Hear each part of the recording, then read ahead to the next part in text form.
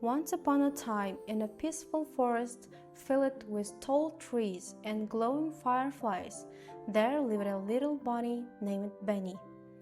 Benny was a kind and curious bunny. Every evening, before going to sleep, he loved to sit on a small hill and watch the moon rise into the night sky. The moon was Benny's favorite friend. It shined softly over the forest, lighting the path, the flowers, and the tiny streams that danced through the trees.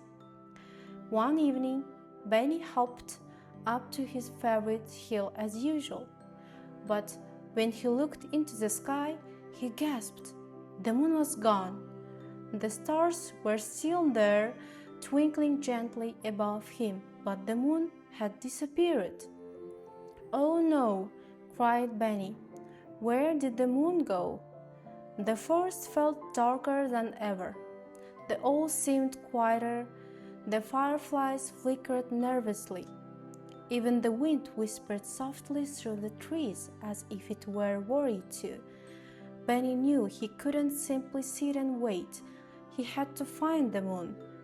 So he packed a small bag with a carrot, a bottle of water, and his favorite blue scarf. Then he began his journey. As Benny hopped through the forest, he met his friend Oliver, the owl. "Good evening, Benny," said Oliver. "You seem worried." "The moon is missing," Benny explained. "I'm going to find it." Oliver blinked his big golden eyes. "I saw a silver light near the crystal pond earlier tonight.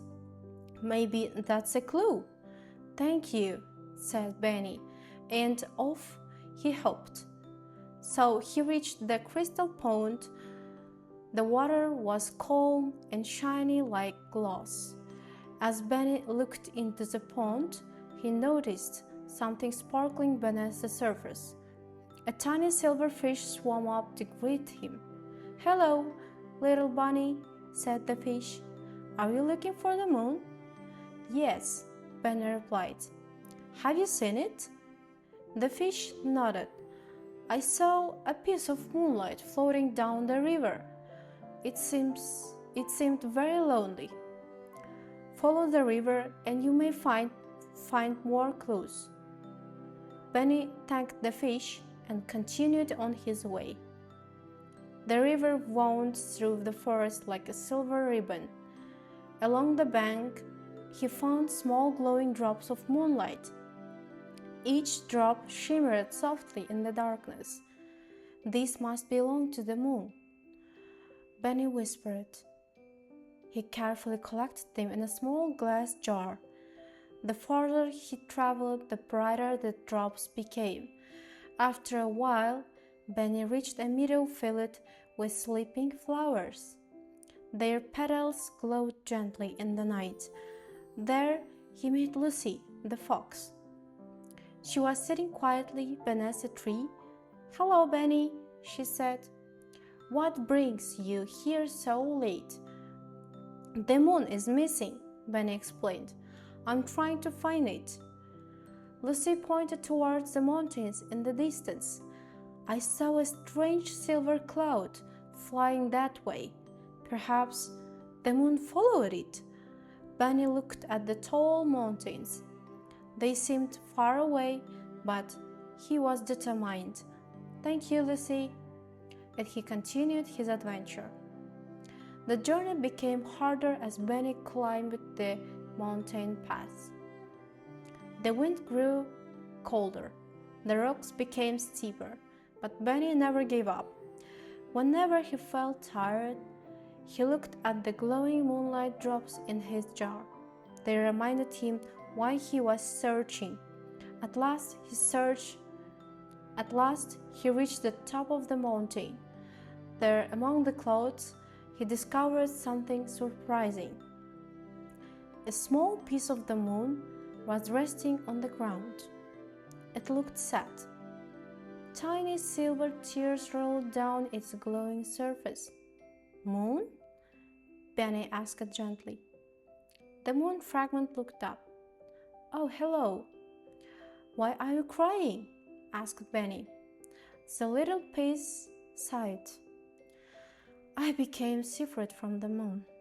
A strong wind carried me away. Without me, the moon cannot shine properly, and without the moon, the night feels lonely."